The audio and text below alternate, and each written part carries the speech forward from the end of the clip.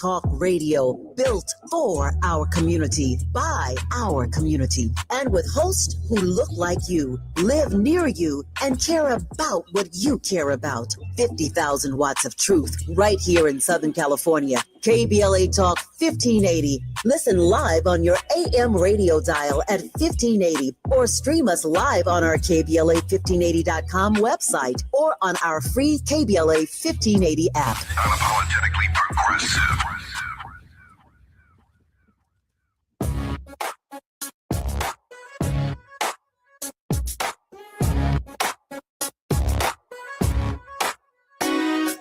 Jesse Jackson Jr. Show. The Jesse Jackson Jr. Show. The Jesse Jackson Jr. Show. The Jesse Jackson Jr. Show. Come on and talk with me. Come on and listen to me. Come on and talk with me. Come on and listen to me. KBLA Talk 1580. Download the app.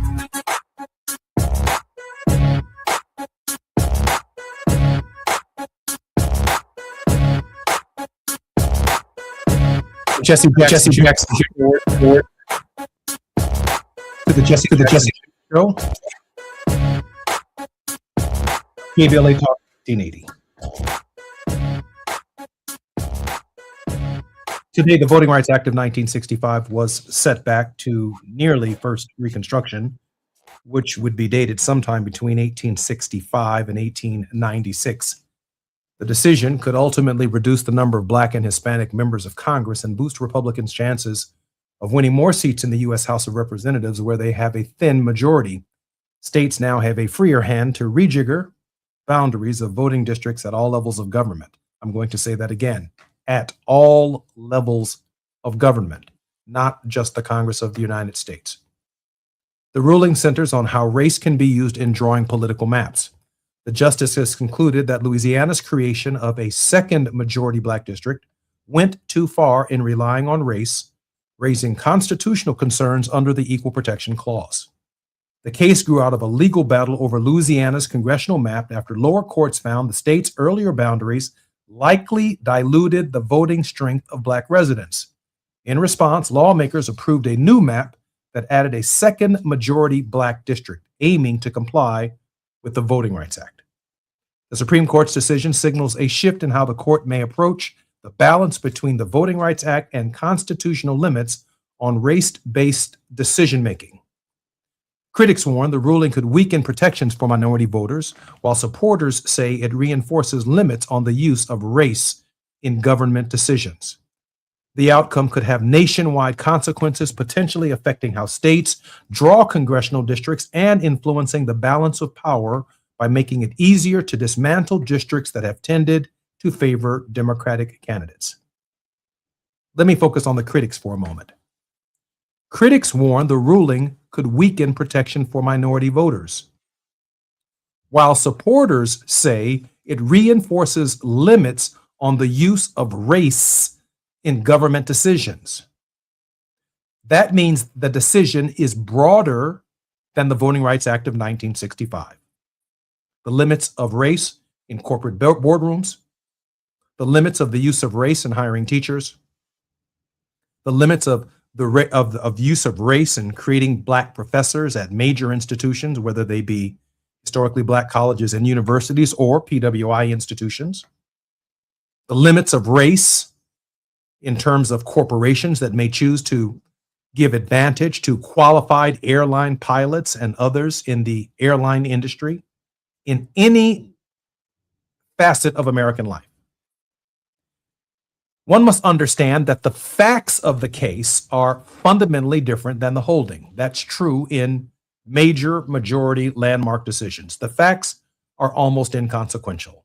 Yes, Brown versus the Board of Education overcame the principle of separate but equal by establishing the principle of equal protection under the laws and by suggesting, indeed saying and declaring that separate but equal is inherently unequal. That was a case about education, but its consequences and its implications for every facet of American life affected the Americans with Disability Act. It affected women and the ways in which women have to be considered as disparately impacted groups. It affected how handicapped people are treated across our nation. It impacts Native Americans at every facet of what it means to be an original American. And certainly immigrants like Hispanics and others who migrated here to the United States over the last 2 centuries are impacted by a Supreme Court decision as broad as the Calais decision. While on the one hand, our focus will be on limited representation and its catastrophic impact in 2026, its impact in 2028, its impact in 2030, while gradual, it will come swiftly. And it will be nothing less than catastrophic. There are 62 African Americans who have the privilege of serving in the Congress of the United States, but some have suggested, even right here on this program, that we could be looking at by 2028 only 30 Blacks in Congress, given the number of challenges that are being offered by state legislators, by attorney generals in red states. And of particular concern are those states between Virginia and Texas, the former Confederate states, where the Voting Rights Act, particularly Section 5, which was struck down a number of years ago, forced those states to seek pre-clearance from the Justice Department before they could implement their plans. The implementation of their plans, at the end of every 10-year census period, there is a reapportionment plan that assigns lines across a state to determine how many Democrats, how many Republicans. And because of the Voting Rights Act of 1965 and the history of Democratic and Republican behavior in state legislatures, which always cut up districts and cut up states just for themselves, they managed to always overlook the fact that African Americans, Hispanics, and others, by law, were racially segregated and sent into certain communities for certain housing and other public accommodations. We could not drink at a white water fountain. We had to drink in our own water fountain. We couldn't stay in white hotels. We had to enter through the back of theaters. Because The communities themselves were segregated. The lines were drawn by the history of race in housing and in communities. The Voting Rights Act overcame this problem by allowing the state legislature to get a pre-clearance from the federal government to approve the Voting Rights Act districts in those states by drawing them in a way that gives us an opportunity to serve in the Congress and legislatures around the country. I close on this. Black Voters Matter wrote a piece that says 191 Black and Hispanic state representatives will lose their seats as well. The decision, nothing less than catastrophic. I'm Jesse Jackson Jr. More on KBLA Talk 1580 when we come forward. It's afternoon drive time with Jesse Jackson Jr. Only on KBLA Talk 1580. Hi, I'm Zoe Williams, host of The Voice of Reason, weeknights at 7 p.m. here on KBLA Talk 1580, with a personal invitation for you to join me and Insight.me as we present The Healing Box, live at Inglewood's world-famous Miracle Theater, Saturday evening, May 23rd at 7 p.m. Look, I understand your attachment style has been running your life like a rogue algorithm, and nobody has had the courage to press pause. Until now, Dr. Pakoya McCall and yours truly are curating a night where clinicians, spiritualists, and an all-star panel of Black woman healers like Dr. Shalonda Sunshine Crawford, Dr. Jashana Johnson, and spiritualist Precious McGill will join some amazing spoken word artists and the legendary comedian Louis Dix to diagnose, disrupt, and heal your relational wreckage in real time. Listen, bring your trauma. As a matter of fact, bring your baby mama. No, bring your testimony. And if you're still texting your ex at 2 a.m., baby, you're not just invited, you're the target demo. Tickets are moving fast, so grab yours at themiracleinglewood.com before your dating history gets flagged as a pre-existing condition. That's themiracleinglewood.com. We'll see you there Saturday, May 23rd at 7 p.m. Are you drowning in IRS tax debt? Angela was. She called Civic Tax Relief and saved over $80,000. Felicia was having health problems, got behind on her taxes, interest and penalties were adding up.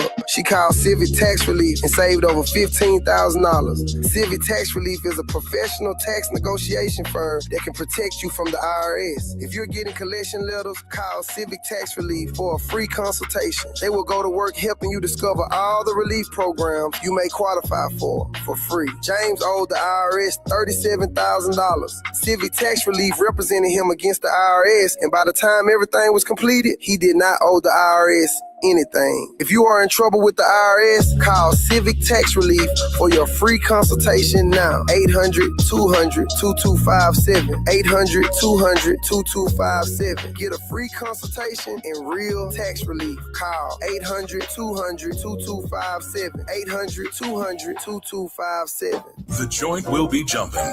Ebony Repertory Theater, in association with Big Street Films, brings you one of the most beloved musicals of all time. Tony Award winner, Ain't Misbehavin'. The soulful, swinging celebration of the music of Fats Waller.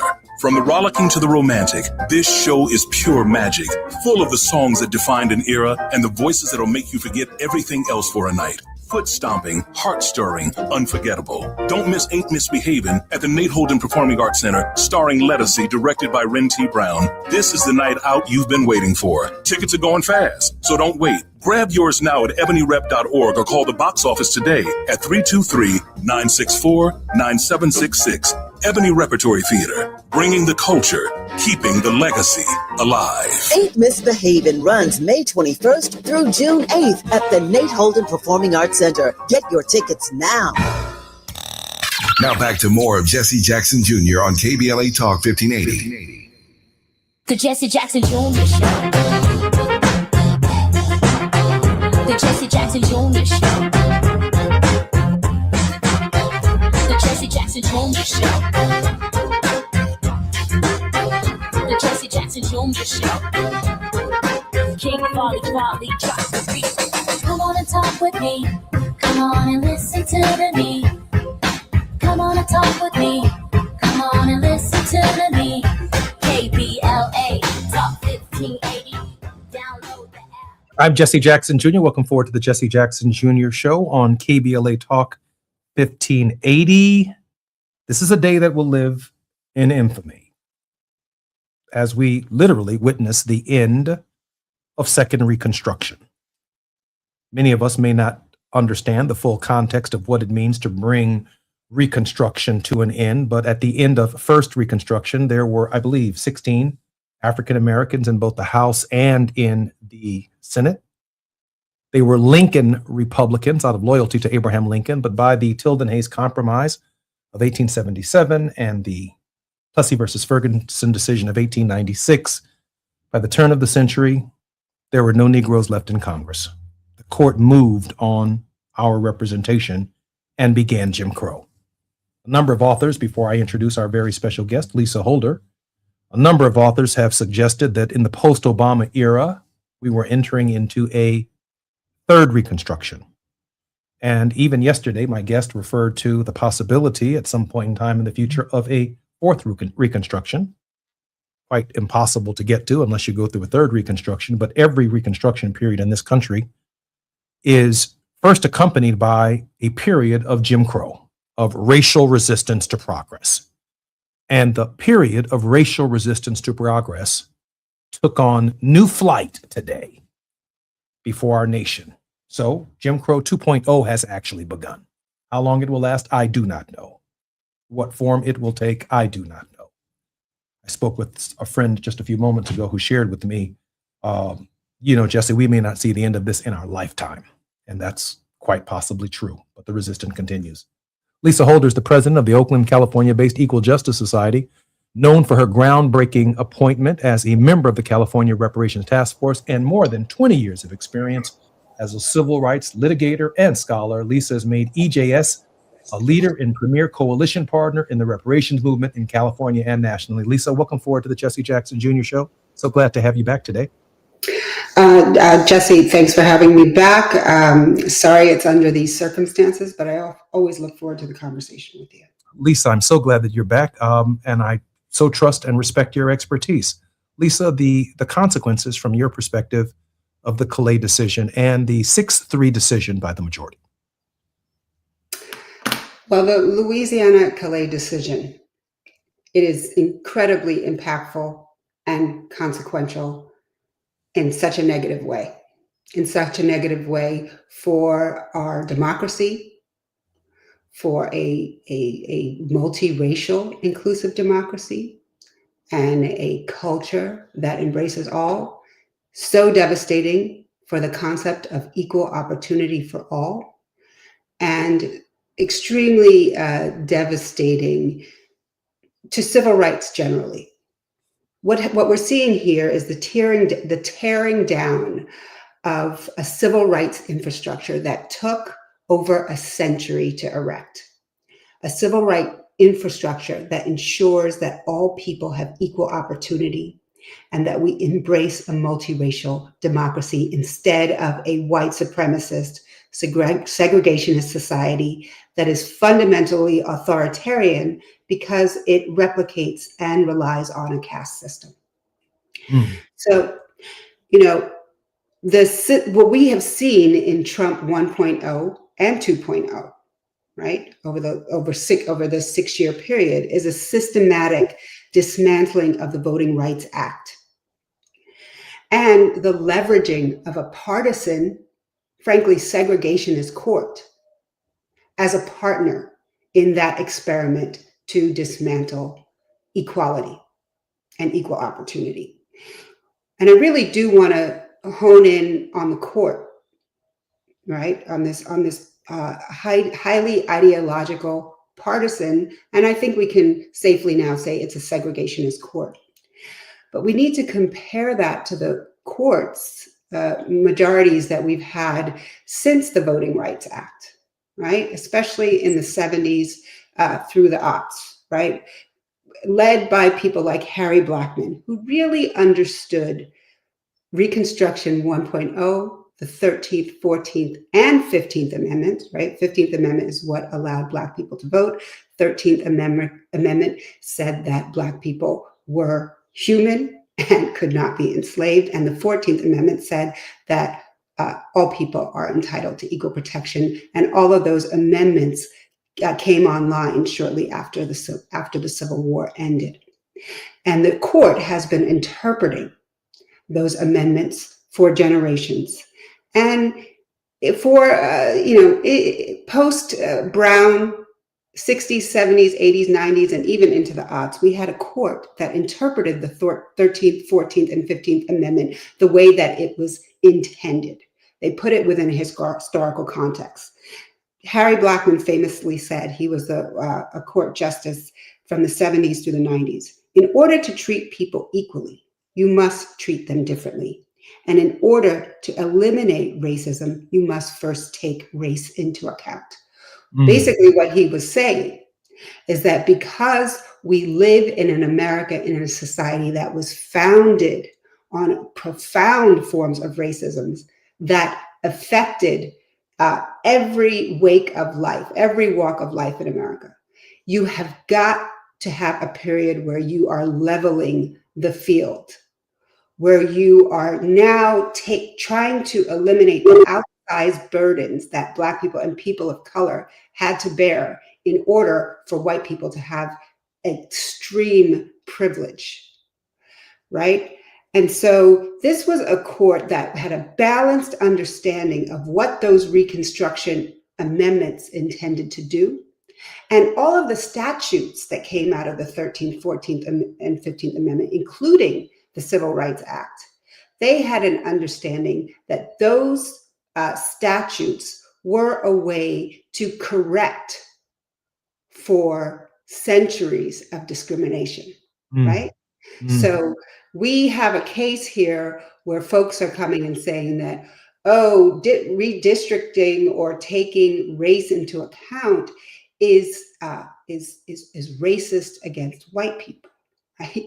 But when you understand the 13th, 14th, and 15th Amendment, when you understand the Civil Rights Act and how those statutes, that matrix was intended to correct for extreme discrimination, for centuries of discrimination that was very much baked into the cake. You understand this is not discrimination against white people. This allows for inclusive democracy, right? And so that Black and brown and people of color and marginalized people can actually have equal access to the vote and some minimal access to power.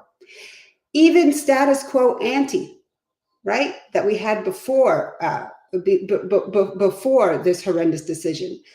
It was still problematic because we know that Black folks still had to wait on lines twice as long, took twice as long for Black people to vote in any election than it did for white people because of structural racism, right?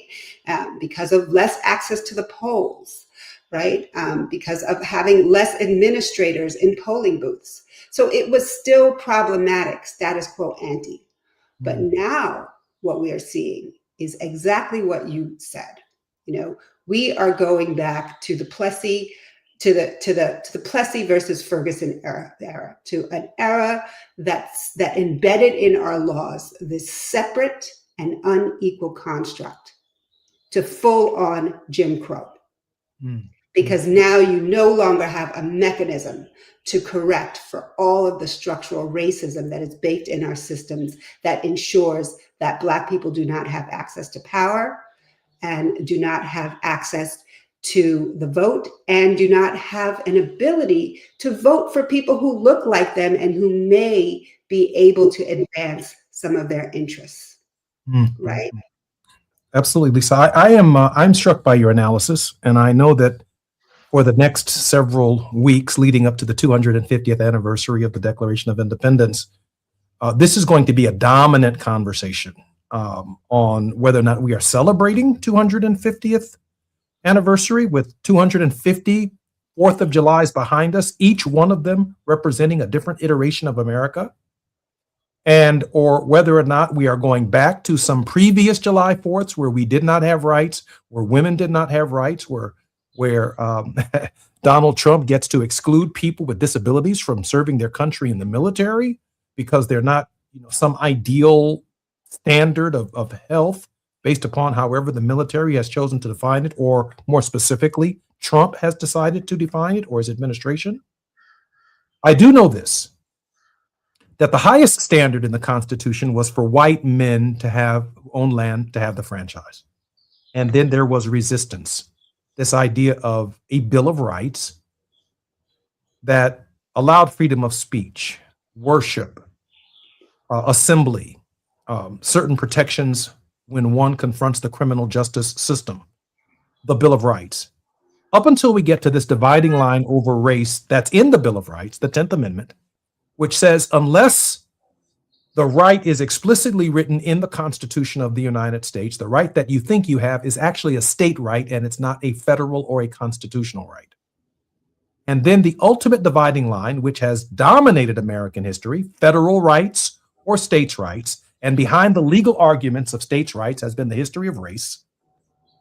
Here we come with the 13th, 14th, and 15th Amendment that says, if states' rights, if to be in slavery is a state right, then states' rights can never be human rights, whether it's education, healthcare, housing, or to be in slavery.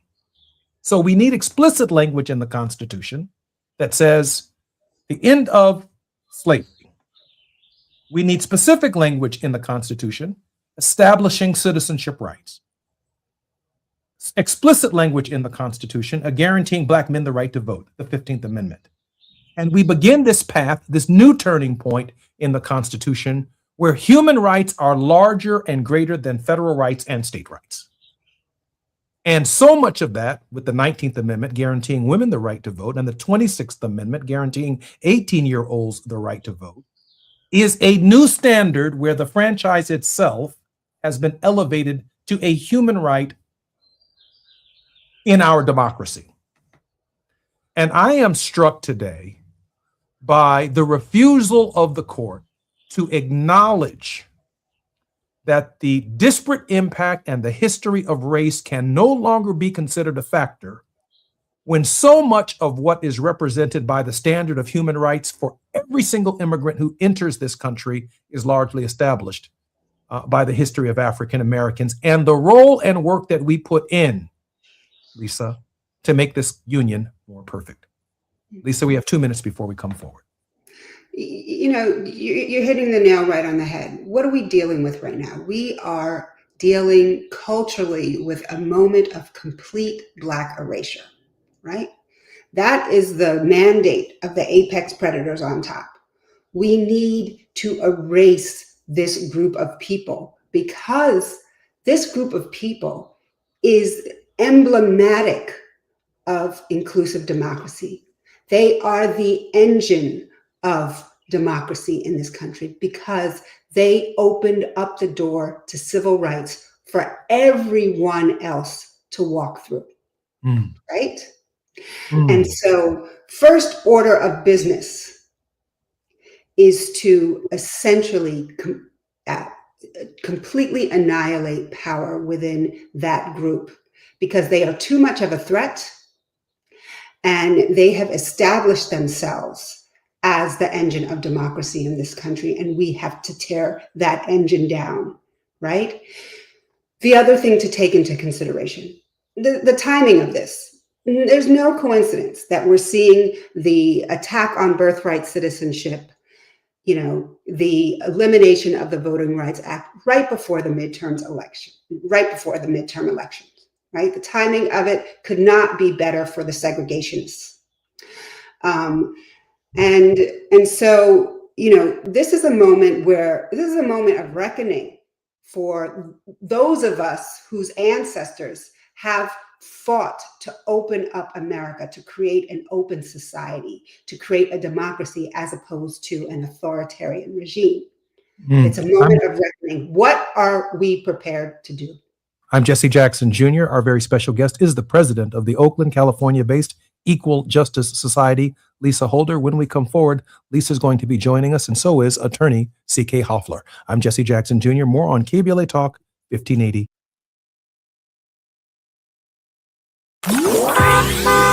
It's afternoon drive time with Jesse Jackson Jr.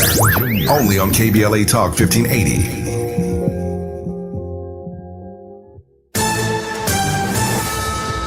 I'm Amber Payton with BIN News Now. Timothy Brown, a black man, is suing New York City and the NYPD for $100 million after undercover detectives were seen beating him inside a Brooklyn liquor store. It was wrong, and it was disgusting. Brown says officers mistook him for a drug suspect, leaving him physically and emotionally scarred. Louisiana will have to redraw its congressional map after the U.S. Supreme Court struck down a plan with a second majority black district. The case focused on how much race can be considered in redistricting. Black voters had sued after lawmakers approved a map with just one majority black district, despite black residents making up about a third of the state. And President Trump is welcoming the Artemis II astronauts to the White House after their historic mission. The four-person crew, including a black pilot, Victor Glover, returned earlier this month after a 10-day trip deeper into space than any crew before. Get BIN News Now on demand 24/7 on the iHeartRadio app. Fiji Airways on sale. Turn your next trip into something unforgettable with Fiji Airways. Fly nonstop from LAX to Fiji starting from just $349 one way. Your island time is waiting. Book now at FijiAirways.com. That's FijiAirways.com. Conditions apply. Where the overlooked become unmissable. This is KBLA Talk 1580. We've got a lot to talk about. Hi, I'm Zoe Williams, aka the Voice of Reason, encouraging you to join me weekdays from 7 to 9 p.m. for the world's most intriguing relationship radio roundtable. Every night, I facilitate and encourage our loyal listeners to participate in the most engaging relationship discussions you'll hear anywhere. So make it a point to rendezvous with me, Zoe Williams, the Voice of Reason, Monday through Friday, 7 to 9 p.m. Pacific Standard Time. Trust me, your relationships will never be the same. The VOR is on fire tonight. Unapologetically progressive. KBLA Talk 1580. We've got your black. My name is Cynthia Mitchell. I've been an emergency room nurse in Los Angeles County for 25 years. I've been there through every fire season, every outbreak, every earthquake. Every time Los Angeles needed us, the doctors and nurses of Los Angeles County showed up. And right now, I'm seeing another disaster coming. Trump's cuts to Los Angeles County's healthcare system are a public health crisis in the making. Medi-Cal, public hospitals, disaster preparedness are all at risk, but we can stop it.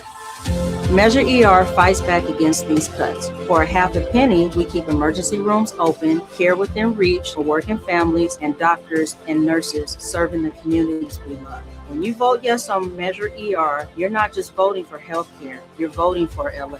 Vote yes on Measure ER by June 2nd. Ad paid for by Yes on ER, Restore Healthcare for Angelinos, sponsored by St. John's Community Health and Health Justice Action Fund. Ad committee top funder, St. John's Community Health. Getting around LA doesn't have to cost a lot. Metro has fares that fit every budget. 20 free rides for qualified riders through the Life Fare program. Free passes for students with GoPass and affordable options for everyone in between. Wherever you're going, Metro's got you covered. Visit metro.net/fare programs.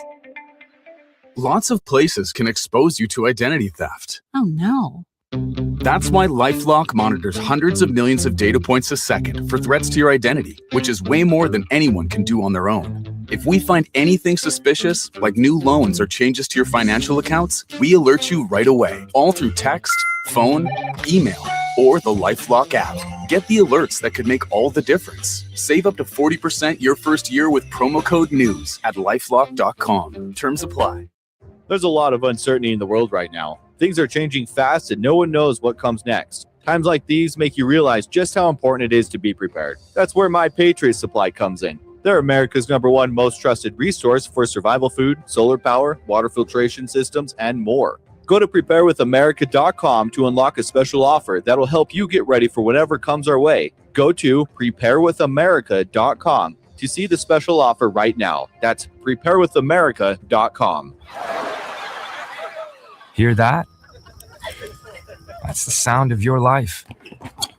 Perfectly imperfect. Beating in rhythm to the world you've created. But every time you drive after drinking, music gets drowned out. Your life sounds pretty great. Don't let a buzz ruin it. Buzz driving is drunk driving. Don't drive buzzed. A message from NHTSA and the Ad Council.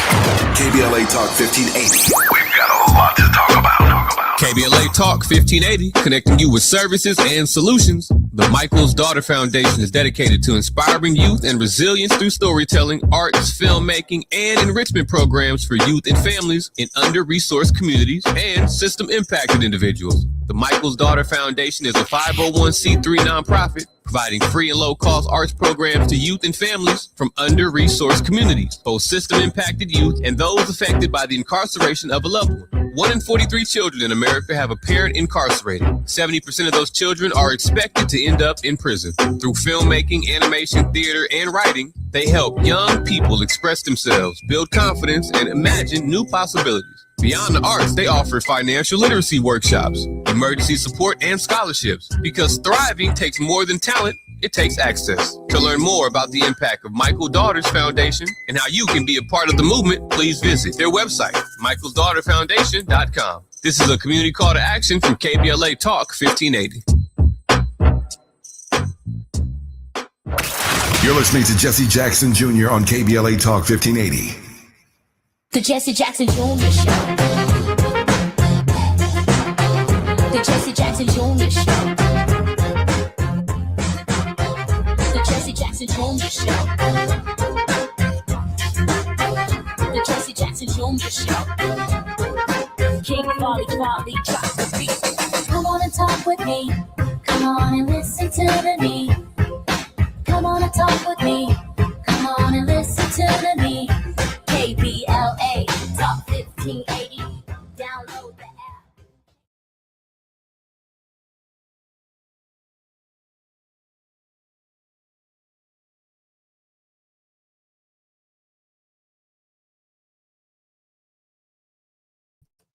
I'm Jesse Jackson Jr. Welcome forward to the Jesse Jackson Jr. Show.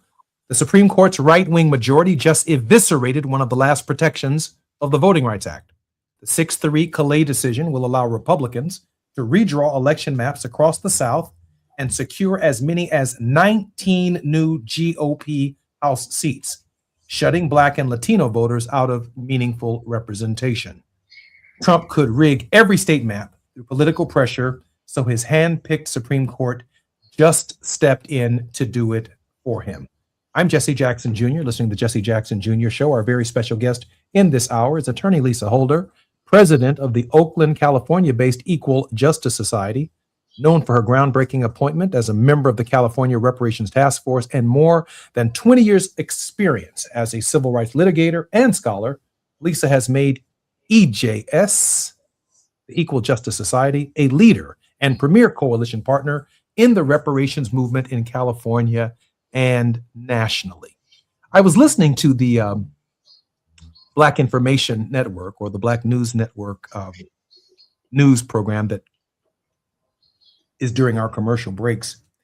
And again, Lisa, the decision seems initially to be focused on Black representation, and it focuses on whether or not we will be able to vote for Black members of Congress in California if those districts indeed are drawn pursuant to the Voting Rights Act of 1965. But I shared in my opening opine that there's no such thing as a narrow Supreme Court decision. It's broad-based consequences and ramifications. Well, they're extraordinary, and in this case, catastrophic. This case is going to be cited when qualified Black students are trying to get into medical school. This case is going to be cited when qualified candidates are trying to become astronauts at NASA who happen to be women or people of color. This decision is going to impact every corporate America, including the hiring of airline pilots, and it's going to be cited in cases when African Americans, Hispanics, and others argue that they have been victims of racial discrimination. And even though we may be using or consuming a product to the tune of 30 or 40% of a major corporation's consumer base, maybe us, of course, we turn around and we want to know, well, do you have 30% of your lawyers and 30% of your accountants and 30% of your banking business?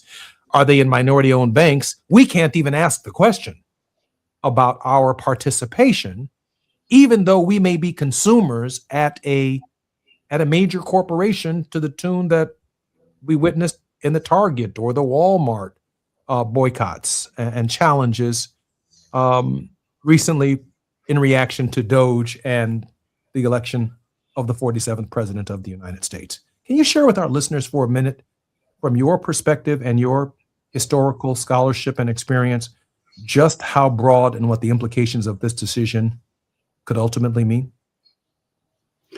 Well, you know, what we litigators do, skilled litigators, when we're trying to salvage, you know, democratic principles, democratic values, and equal opportunity, we try to parse the language and limit the import of the holding of a case, right?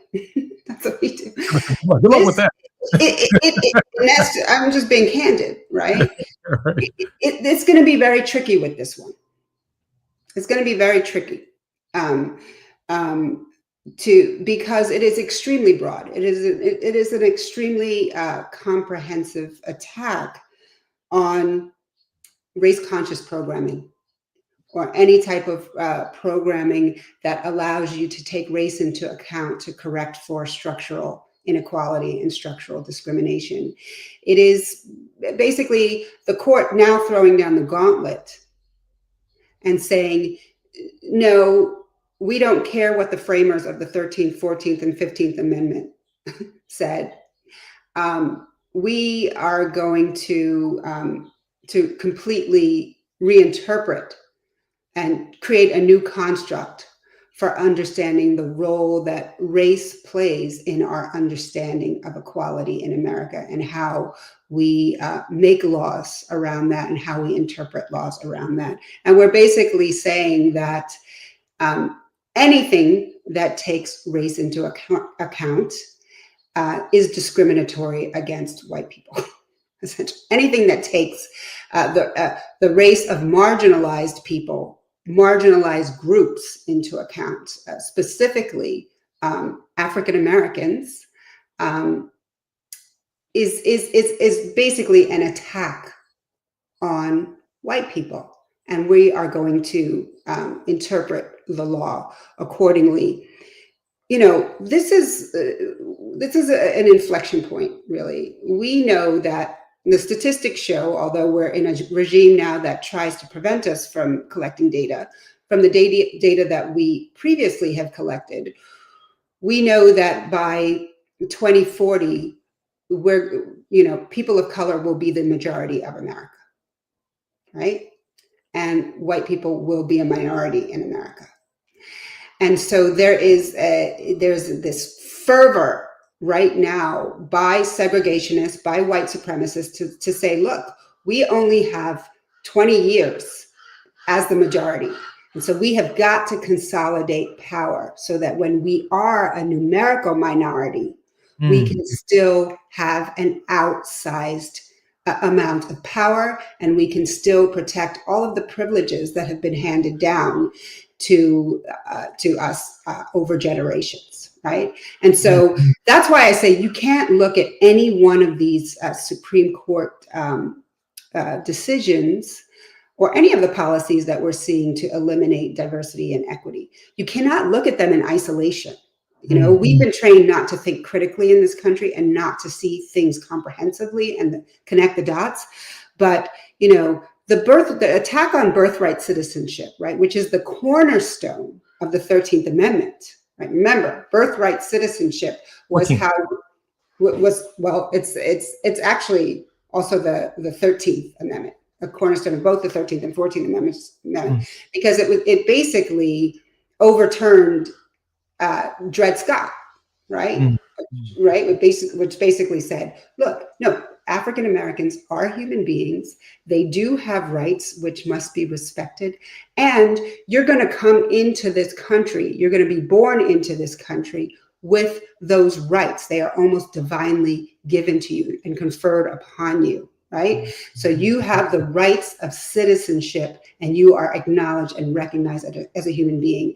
And then over time, those rights expanded to all people of color and to all immigrants born in this country. Now we are seeing an attack on something as fundamental as birthright citizenship, which will basically say that there's going to be a caste of people who have to sort of prove their lineage, right, in order to have basic human rights in this country. They're not going to be conferred upon you because you are born on this soil, right? And so again, that is really that's also can be broken down when you drill down. That is about making sure that immigrants, people of color, do not have access to the franchise, do not have access to the vote, because that way you can ensure that they will not become the majority of voters and have majority power through voting. And this is just part, you have to see this attack on voting rights within that broader context of ensuring that minorities do not become the majority of the voting power in this country. Lisa, hang with me for a minute. I'm Jesse Jackson Jr. You're listening to the Jesse Jackson Jr. Show. You're not going to get a more insightful look at the devastating Calais decision that was rendered today, other than right here on KBLA. I'm Jesse Jackson Jr. More on KBLA Talk 1580 when we come forward. While you're stuck in traffic, we can at least bring you up to speed on the news of the day. You're listening to Jesse Jackson Jr. only on KBLA Talk 1580.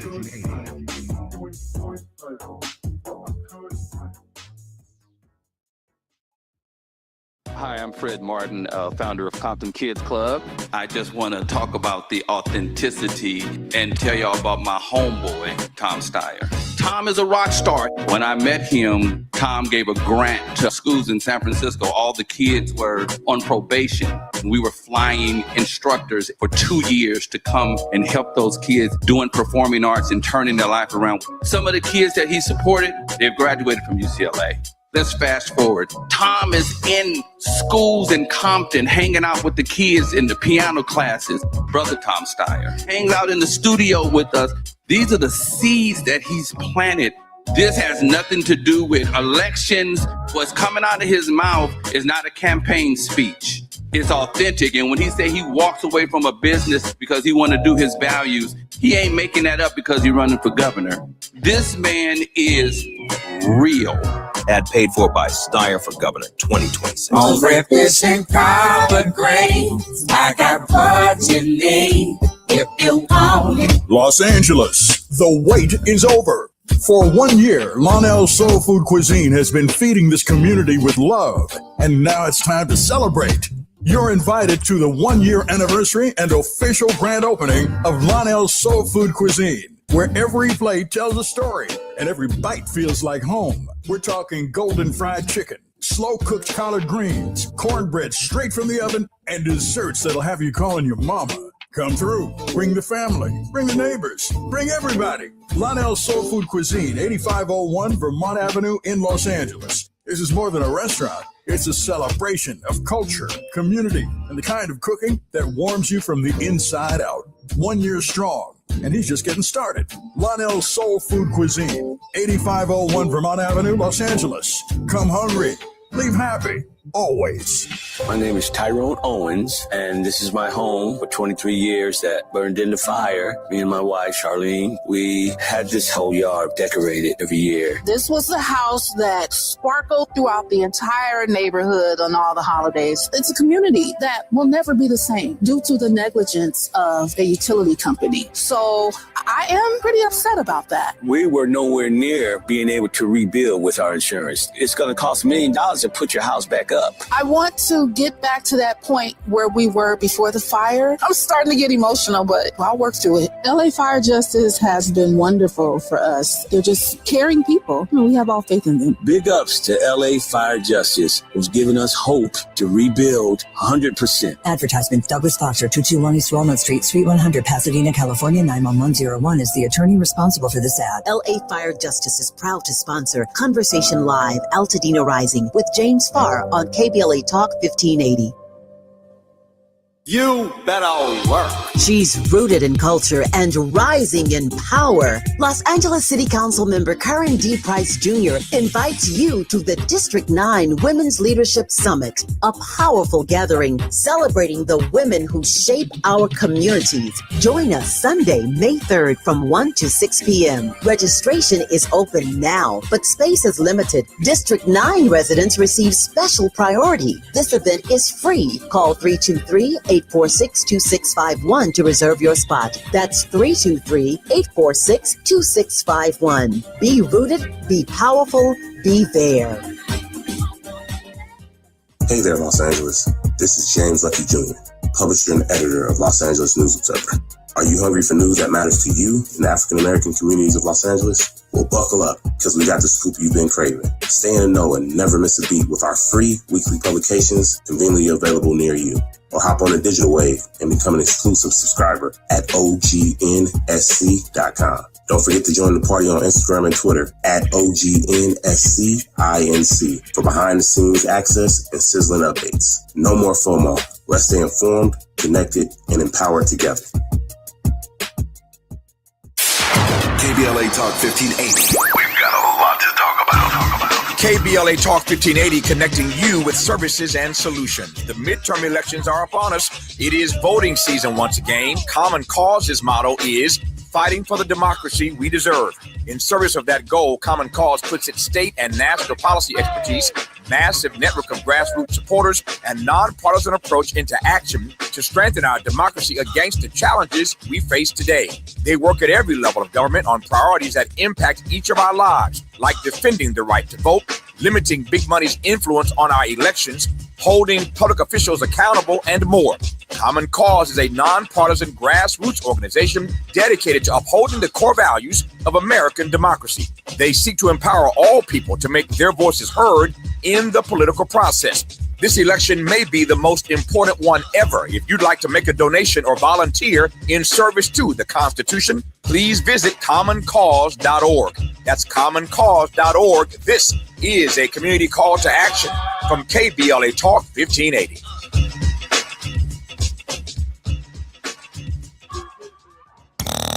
Now back to more of Jesse Jackson Jr. on KBLA Talk 1580. The Jesse Jackson Jr. Show.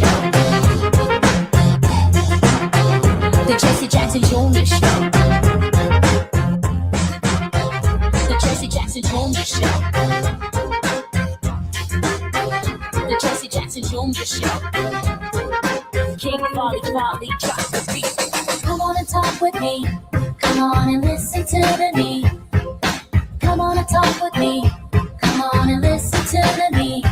KBLA Talk 1580. Download. I'm Jesse Jackson Jr. Welcome forward to the Jesse Jackson Jr. Show on KBLA Talk 1580. Lisa Holder, president of the Oakland, California-based Equal Justice Society. Time magazine selected her for its 2025 The Closers list of 25 Black leaders working to end inequality. Ms. Holder is a nationally recognized award-winning trial attorney specializing in equal protection, education equity, employment discrimination, constitutional policing, and international human rights. Lisa, welcome forward to the Jesse Jackson Jr. Show. Thank you for having me, Jesse. It's a pleasure to be here. Lisa, I am so intrigued by your thinking on the broad nature of the decision, whose ramifications will be broadly felt, some of which will be immediate in the political sense. But can you share with our listeners the chilling effect of this decision as this debate continues to move forward? Yeah, there's. I was trying to remember the name of the scholar who sort of framed these issues around structural racism and the history of racism in this country with the understanding that whiteness in this country is normative. It's not considered race. Anything else is raced, right? So whether you're Black, Latino, AAPI, you have a race, but whiteness is normative and everything is compared to that as the standard bearer essentially for humanity, right? And so when you say you can't consider race. You're not saying you can't consider, you're saying any consider of race is an attack on whiteness, right? And when you think about it that way, I think it becomes clearer what's happening in the big picture, right? So for instance, when you talk about race, if you talk about race in the classroom, if you have a Black studies class or an Indigenous studies class, that becomes anti-white racism because you're talking about race. You're somehow attacking the normative humanity by bringing race into the conversation, right? And what that does essentially is that it does not allow people to embrace what is the reality of their identity, which is racialized, right? Because you cannot talk about your race anymore. You can't educate students about the history of identity and racism in this country and why you are experiencing the world the way you are every single day. And what that does, I want to talk about the psychological effects of this, right? Because what we're talking about, the bigger picture, is the story of power and belonging, right? And the cultural attacks that we're seeing on Blackness, on people of color, on any multicultural understanding of America has a profound impact on people's sense of belonging, right? And it is extremely destabilizing, especially for young people, especially for children, right? When they can't see people who look like them in the schools, when they can't talk about their experience, their identity in schools. When you have a case like this, it really flips the construct now and says, no, race will not be considered. That does not mean whiteness will not be considered, because whiteness is not race, right? But everybody else is raced, and you will not be considered. You do not belong. This has a profound psychological chilling effect on people's sense of belonging, on people's sense of hope, on their identity, on their self-esteem. Practically speaking, it also has a chilling effect in terms of policy, in terms of practice, right? In terms of, institutions that do want to embrace multiculturalism, that do want to embrace true democracy and inclusivity. They're afraid to. Because they're going to get sued, and the person who sues them is going to win, because they said, well, the fact that you had a group that talked about race in this institution is anti-white. It's racist. That's an attack on whiteness because you talked about another race, right? You talked about race, period, right? Once you talk about that, that is an attack on the norm of humanity. Let me just again, we are being completely dehumanized in the way that our ancestors were. I'm hoping that you're going to be with me for part of the next hour. Even if you want to hang around for the entire hour, I'd love it, Lisa, because I think the conversation deserves some consideration.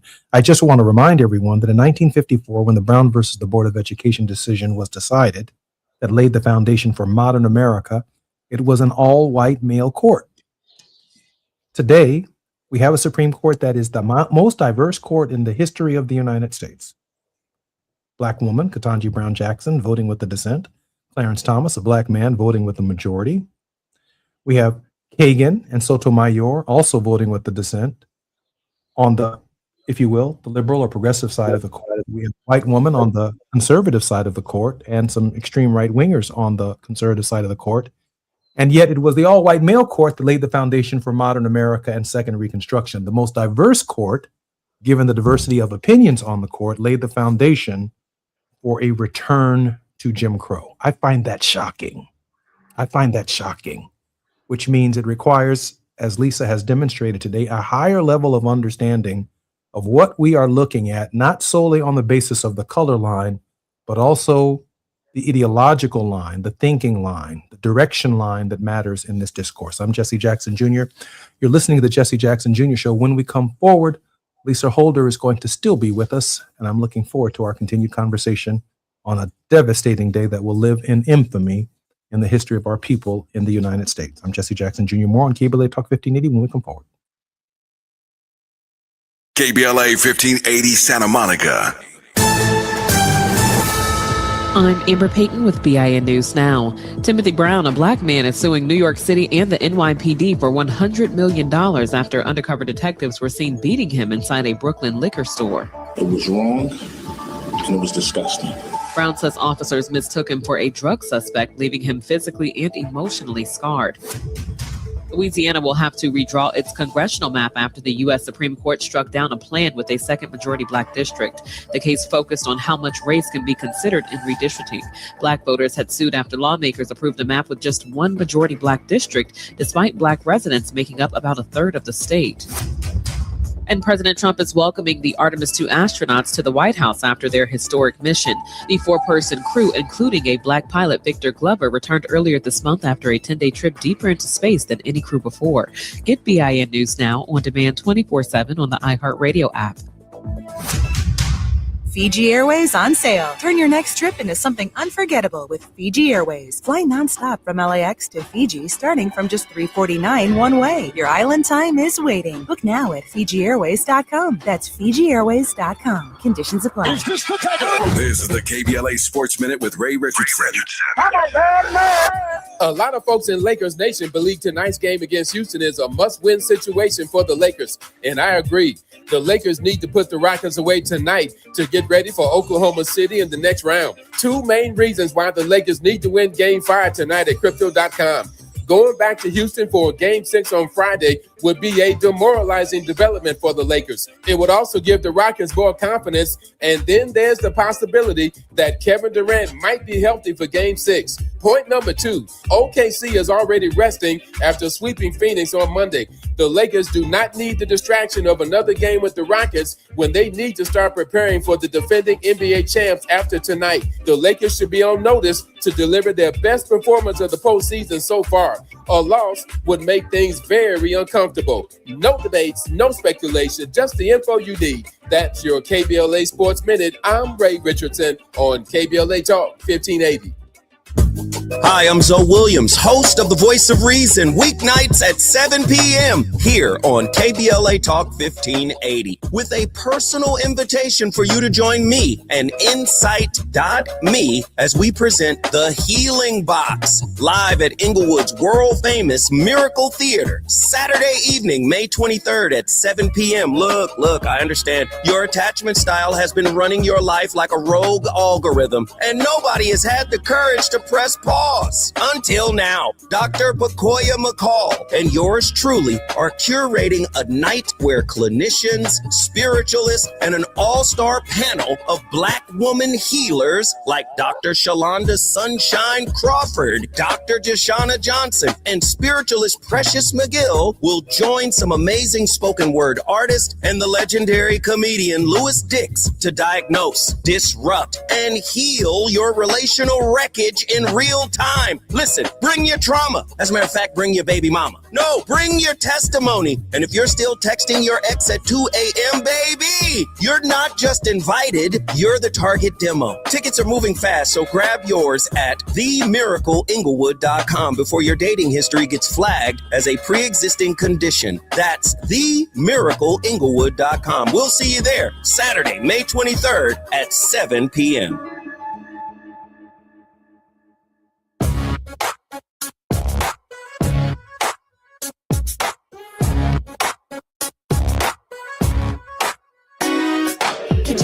Jackson Jr. Show. The Jesse Jackson Jr. Show. The Jesse Jackson Jr. Show. The Jesse Jackson Jr. Show. Come on and talk with me.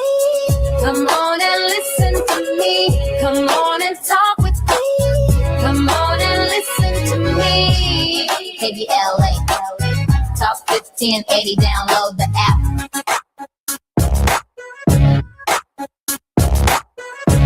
Jesse Jackson Jr., welcome forward to the Jesse Jackson Jr. Show on KBLA Talk 1580. We're now in our second hour with Reverend Dr. Cardier, who will be joining us in just a moment. But in this hour, I'm particularly grateful that Lisa Holder, president of the Oakland, California-based Equal Justice Society, is with us. Ms. Holder is a nationally recognized award-winning trial attorney specializing in equal protection, education, equity, employment discrimination, and constitutional policing and international human rights law. Lisa, welcome forward to the Jesse Jackson Jr. Show. Thank you for having me, Jesse. It's great to be here. Lisa, we've been talking about this on this show for several months now because of the impending nature of things that have been said in the past by Justice Thomas. The fact that Justice Roberts worked, I believe, for Chief Justice Rehnquist, a number of members of the conservative coalition on the Supreme Court have had internships with various federal jurists whose positions have been to the right of Attila the Hun on questions of race. And so I was reflecting upon something, and this is going to take just a moment, reflecting upon something that Abraham Lincoln wrote and spoke about in his House Divided speech. And he talked specifically about 4 carpenters, each with different professions, each operating at different times within the government. And yet when all of their plans came together, the plans formed the perfect framing of a house. Here's the quote. "We cannot absolutely know that all of these exact adaptations are the result of pre-concert.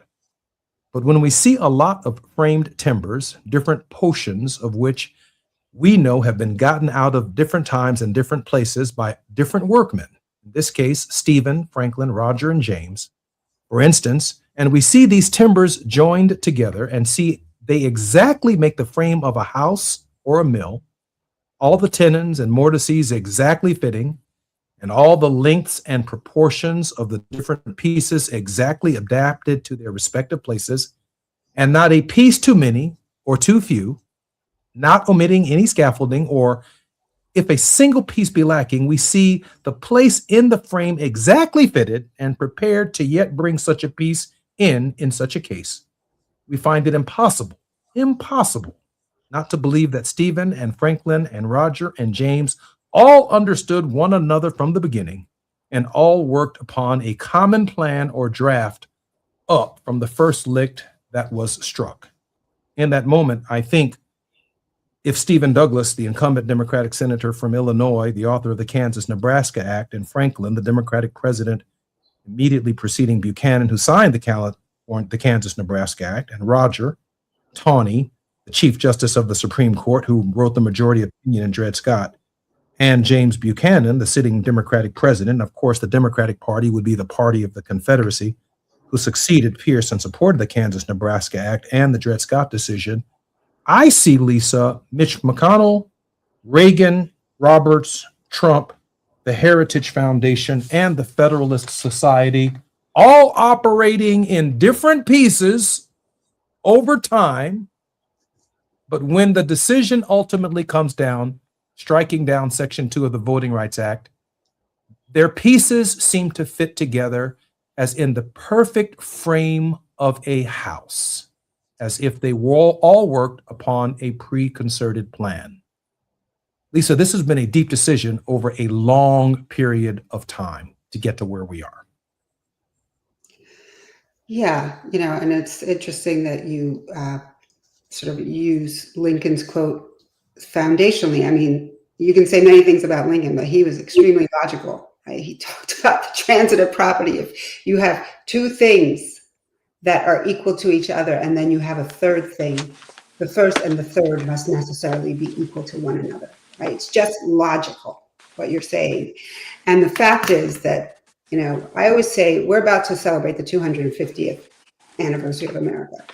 If you're talking about America as being synonymous with democracy, then this country is only 75 years old, right? Because this democratic, inclusive America was born after Brown and after the Voting Rights Act and after the Civil Rights Act. So we are celebrating 75 years of American democracy. There's no 250 years. You cannot have a democracy built upon a slave economy, right? And you cannot have a democracy when you have a caste system, right? And that's what we had for those first nearly 200 years since the independence. So what we are moving back to now, we're moving back toward that caste system. We're moving back toward that authoritarian system. And in the 50s and the 60s, after Brown, after the Civil Rights Act, you saw a coalition of forces, of segregationist, repressionist forces coming together, galvanizing to really destroy the inclusive democracy that Brown announced and that the Civil Rights Act consolidated and solidified. Right? Lisa? And so when you're talking about Reagan and this sequence, we're going all the way back to that point. Lisa? Right? Yeah. Lisa, give me one moment. I'm Jesse Jackson Jr., listening to the Jesse Jackson Jr. Show, The Politics of Our Faith. Reverend Dr. S. Todd Urey is with us. We'll be back in just a moment. We'll be coming forward to have a deep conversation on the Calais decision. Lisa will be with us for the next segment, and then she will obviously depart. I'm grateful for her time. More on KBLA Talk 1580 when we come forward. It's afternoon drive time with Jesse Jackson Jr. Only on KBLA Talk 1580.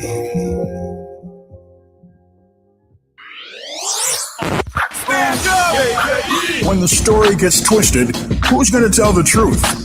When they cut the microphones, who's still talking? When history gets rewritten, who remembers what really happened? We do. KBLA Talk 1580. Black media isn't just important right now, it's essential. Because when mainstream outlets move on, we stay. When the headlines ignore our communities, we don't. When decisions are being made that affect Black lives in our schools, our neighborhoods, our economy, KBLA is in the room. This is more than radio. This is a lifeline, a record, a rallying cry. Black stories, Black voices, Black power. The heat is on. On the air and in the culture. KBLA Talk 1580. Stay connected. Stay informed. Stay loud. Stand up! Are you drowning in IRS tax debt? Angela was. She called Civic Tax Relief and saved over $80,000. Felicia was having health problems, got behind on her taxes, interest and penalties were adding up. She called Civic Tax Relief and saved over $15,000. Civic Tax Relief is a professional tax negotiation firm that can protect you from the IRS. If you're getting collection letters, call Civic Tax Relief for a free consultation. They will go to work helping you discover all the relief programs you may qualify for free. James owed the IRS $37,000. Civic Tax Relief represented him against the IRS, and by the time everything was completed, he did not owe the IRS anything. If you are in trouble with the IRS, call Civic Tax Relief for your free consultation now. 800-200-2257. 800-200-2257. Get a free consultation and real tax relief. Call 800-200-2257. 800-200-2257. The joint will be jumping. Ebony Repertory Theater, in association with Big Street Films, brings you one of the most beloved musicals of all time. Tony Award winner, Ain't Misbehavin', the soulful, swinging celebration of the music of Fats Waller. From the rollicking to the romantic, this show is pure magic, full of the songs that defined an era and the voices that'll make you forget everything else for a night. Foot-stomping, heart-stirring, unforgettable. Don't miss Ain't Misbehavin' at the Nate Holden Performing Arts Center, starring Lettucey, directed by Ren T. Brown. This is the night out you've been waiting for. Tickets are going fast, so don't wait. Grab yours now at ebonyrep.org or call the box office today at 323-964-9766. Ebony Repertory Theater, bringing the culture, keeping the legacy alive. Ain't Misbehavin' runs May 21st through June 8th at the Nate Holden Performing Arts Center. Get your tickets now. Now back to more of Jesse Jackson Jr. on KBLA Talk 1580. The Jesse Jackson Jr. Show. The Jesse Jackson Jr. Show. The Jesse Jackson Jr. Show. The Jesse Jackson Jr. Show. King Wally drops the beat. Come on and talk with me. Come on and listen to the beat. Come Come on and talk with me. Come on and listen to me. KBLA Talk 1580. Download the app. I'm Jesse Jackson Jr. Welcome forward to the Jesse Jackson Jr. Show on Wealthy Wednesdays and the Politics of Our Faith with Dr. S. Todd Yeary, Esquire. Dr. Yeary is the principal of the Yeary Firm, a Maryland-based litigation and government relations firm who also serves as the senior pastor of the Douglas Memorial Community Church of Baltimore and affiliates, former chief executive of the Rainbow Coalition, the organization founded by my father. Dr. Yeary's social justice work includes past political action chair for the Maryland State Conference of the NAACP, founding principal of Community Churches for Community Development. He is both a lawyer who practices in a courtroom every single day, and he preaches every Sunday morning, a civil rights attorney and public policy advocate. And joining us in this segment, Lisa Holder, president of the Oakland, California-based Equal Justice Society. Time magazine selected her for its 2025 The Closers list of 25 Black leaders working to end inequality. Ms. Holder is a nationally recognized award-winning trial attorney specializing in equal protection, education equity, employment discrimination, constitutional policing, and international human rights law. Dr. Yeary, please meet Attorney Holder, Reverend Dr. Todd Yeary. Great to meet you, Dr. Yeary. Good to meet you today as well. This is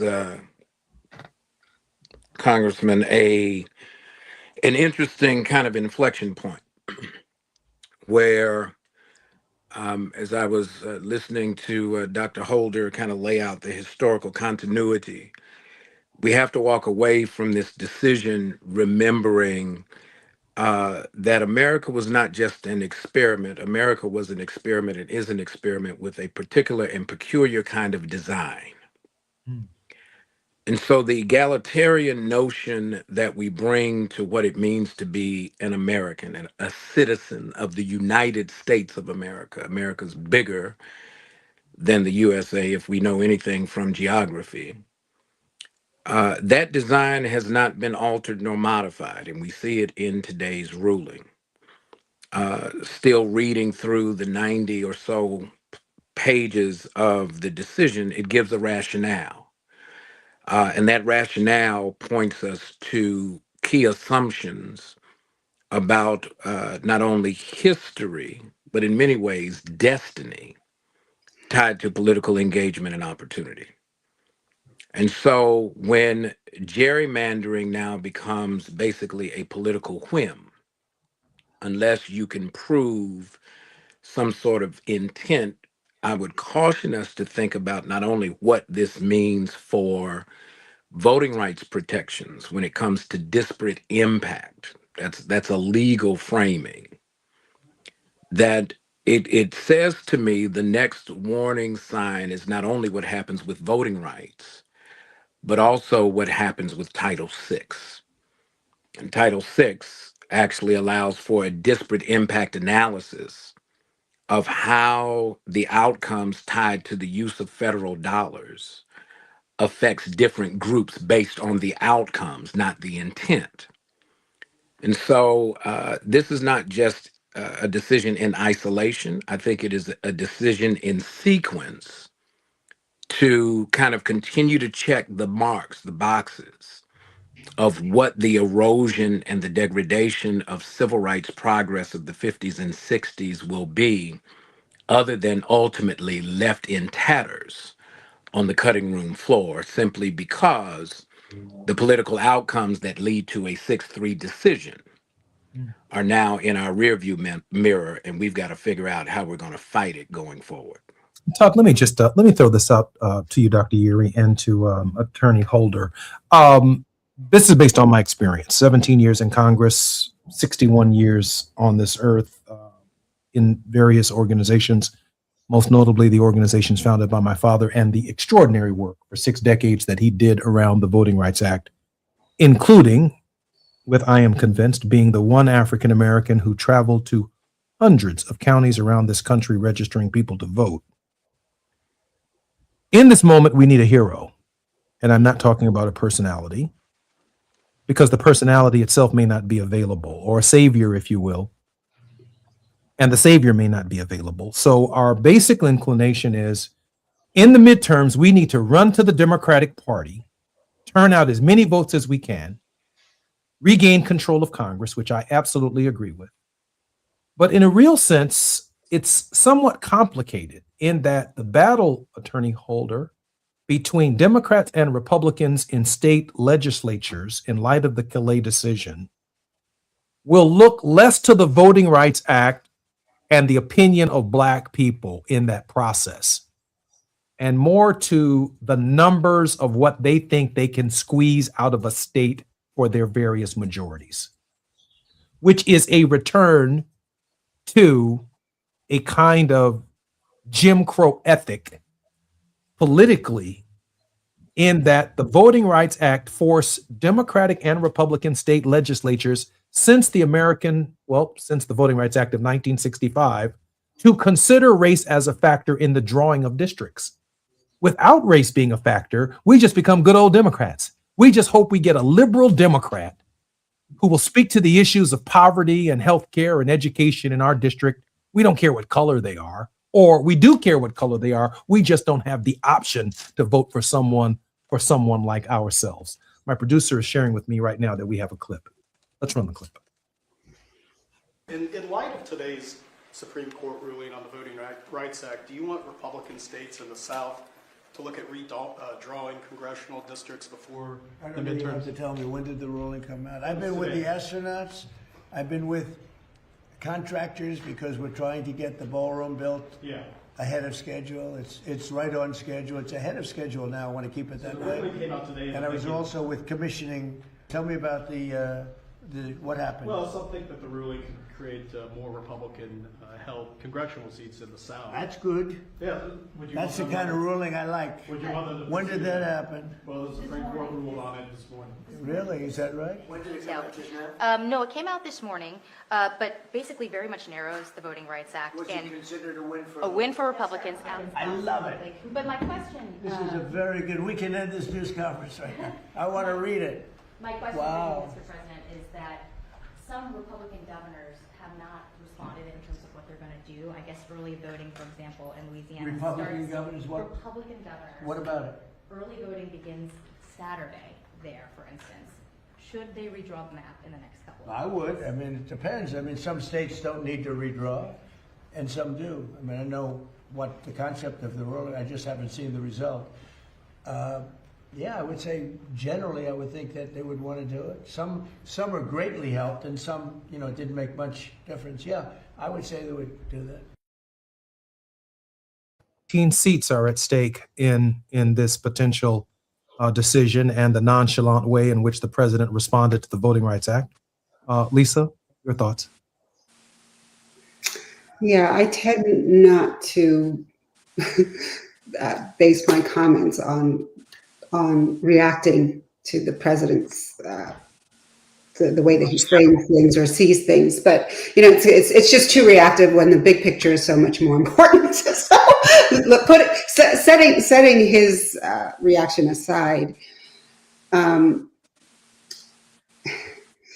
we just have, I think this is a moment, as we said, it's an inflection point. This is a moment of thinking very broadly about coalition, about multiracial, multi-generational coalitions, about the kind of rainbow framing of collective action that your father championed so brilliantly.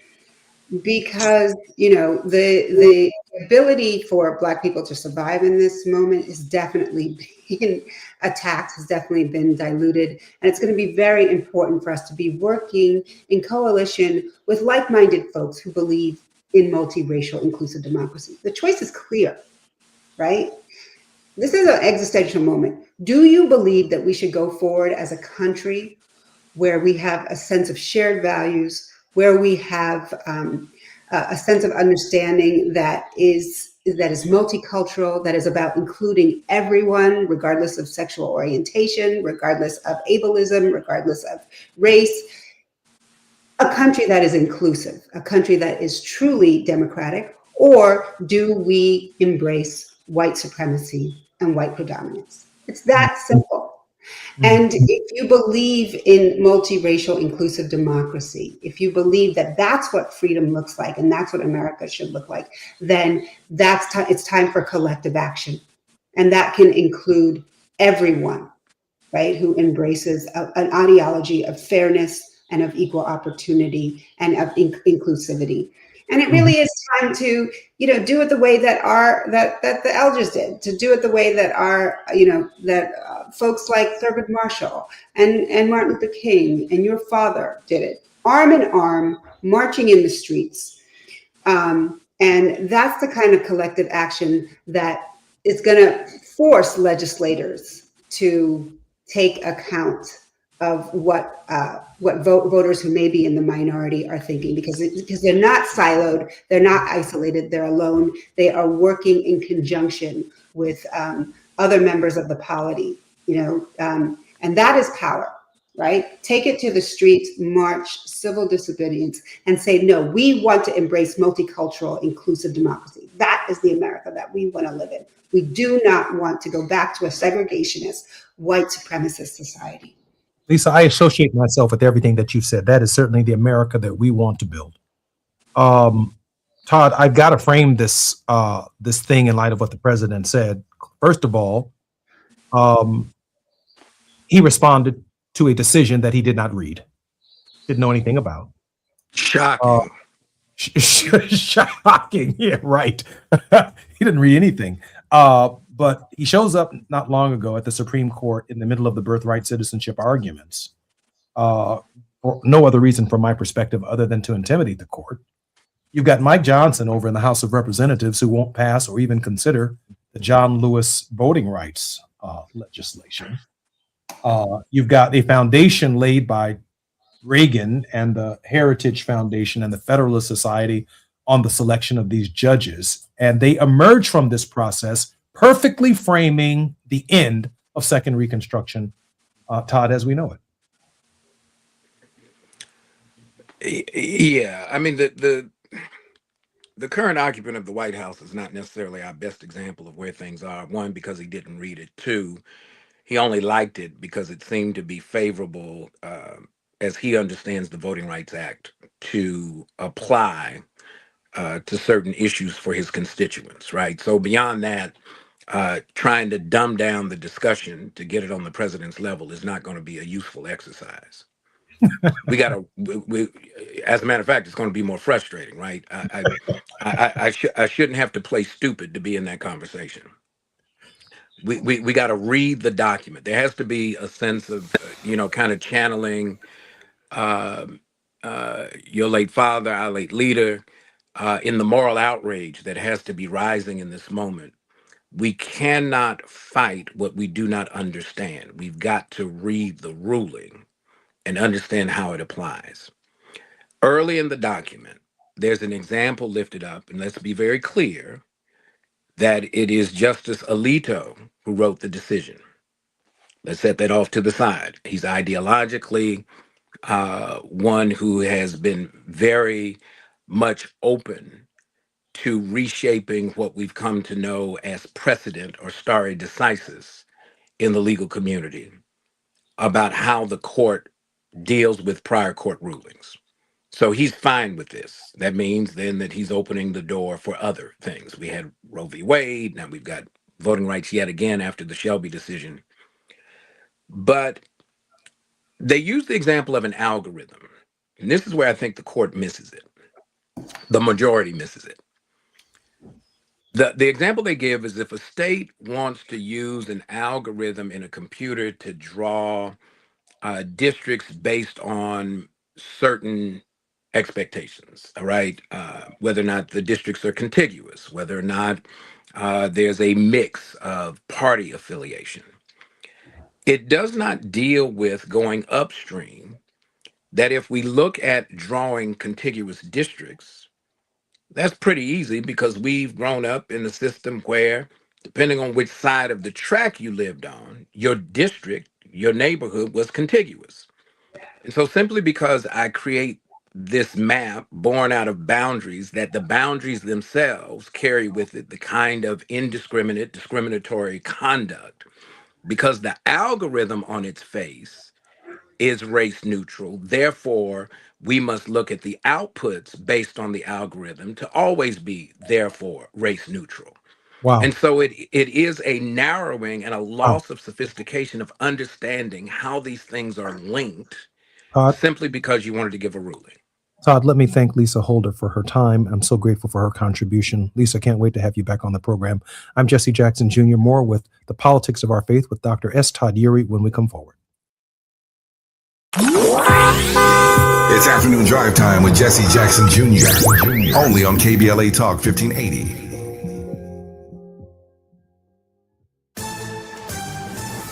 I'm Amber Payton with BIN News Now. President Trump says there is a chance astronauts could walk on the moon during his time in office. We don't like to say definitely because then you say, oh, we failed. He made those comments while welcoming the Artemis II crew to the White House, including Black pilot Victor Glover. The 4 astronauts recently returned from a 10-day mission that took them deeper into space than any crew before. Black Los Angeles Mayor Karen Bass says Hollywood is, quote, turning a corner, end quote, as local production increases. Variety reports TV, film, and commercial production in LA is up 16% from the previous quarter, though still below historic levels. And South Carolina State University students are protesting this year's reported commencement speaker. Students at the HBCU in Orangeburg are speaking out against Lieutenant Governor Pamela Abbott, who is running for governor, speaking at the May 8th ceremony. Her office confirmed she accepted the invitation. Get BIN News Now on demand 24/7 on the iHeartRadio app. Fiji Airways on sale. Turn your next trip into something unforgettable with Fiji Airways. Fly nonstop from LAX to Fiji starting from just $349 one way. Your island time is waiting. Book now at FijiAirways.com. That's FijiAirways.com. Conditions apply. This is the KBLA Sports Minute with Ray Richardson. A lot of folks in Lakers Nation believe tonight's game against Houston is a must-win situation for the Lakers, and I agree. The Lakers need to put the Rockets away tonight to get ready for Oklahoma City in the next round. 2 main reasons why the Lakers need to win Game 5 tonight at Crypto.com. Going back to Houston for Game 6 on Friday would be a demoralizing development for the Lakers. It would also give the Rockets more confidence, and then there's the possibility that Kevin Durant might be healthy for Game 6. Point number 2, OKC is already resting after sweeping Phoenix on Monday. The Lakers do not need the distraction of another game with the Rockets when they need to start preparing for the defending NBA champs after tonight. The Lakers should be on notice to deliver their best performance of the postseason so far. A loss would make things very uncomfortable. No debates, no speculation, just the info you need. That's your KBLA Sports Minute. I'm Ray Richardson on KBLA Talk 1580. Our voices aren't the minority opinion. They're the American conscience. This is KBLA Talk 1580. This is America. We've got a lot to talk about.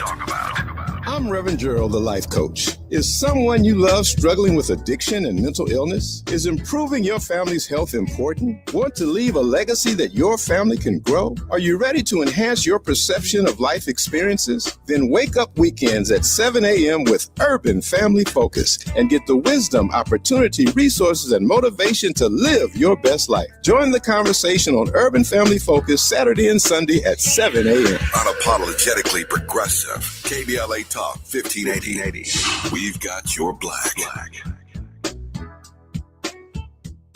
You better work. She's rooted in culture and rising in power. Los Angeles City Council member Karen D. Price Jr. invites you to the District 9 Women's Leadership Summit, a powerful gathering celebrating the women who shape our communities. Join us Sunday, May 3rd from 1 to 6 p.m. Registration is open now, but space is limited. District 9 residents receive special priority. This event is free. Call 323-846-2651 to reserve your spot. That's 323-846-2651. Be rooted, be powerful, be there.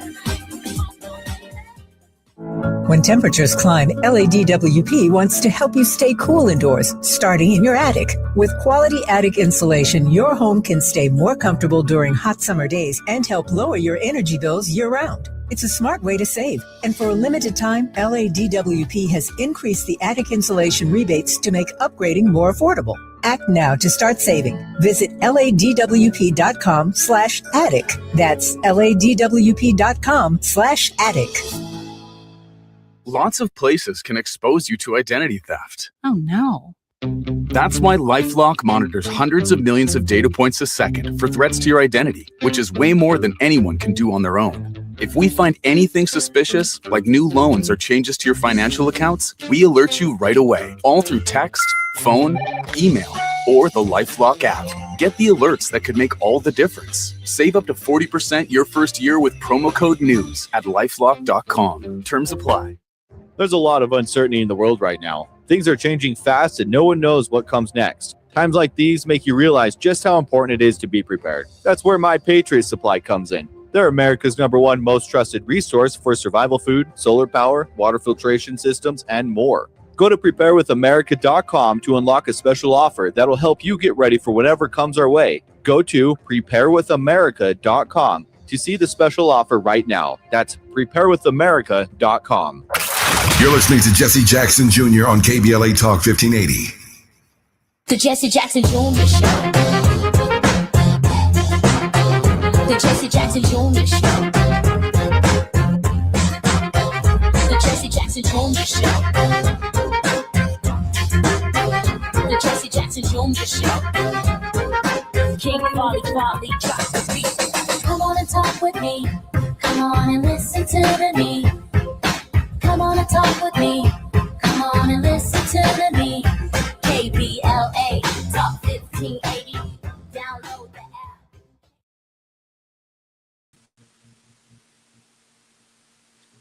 I'm Jesse Jackson Jr. Welcome forward to the Jesse Jackson Jr. Show on KBLA Talk 1580. The National Republican Campaign Committee praises the Supreme Court Voting Rights Act ruling, quote, a victory for the Constitution. Dr. Yeary, just before we had to go to break, you were sharing with us at the beginning of the decision that the case is being made for an algorithm.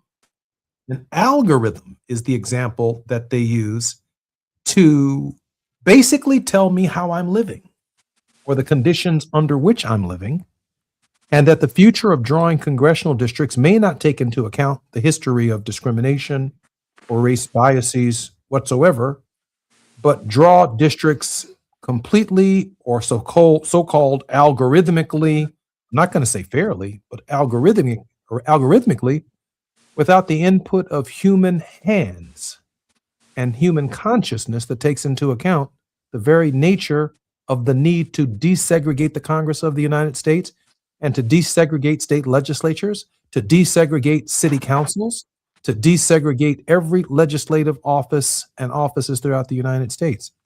Am I right or wrong, Todd? What the court has done is basically given a blueprint for how to guarantee post-textual outcomes from pretextual intent. We know about pretext, right? Help us with that now. I say that I want to, approach you for this reason. Supposedly,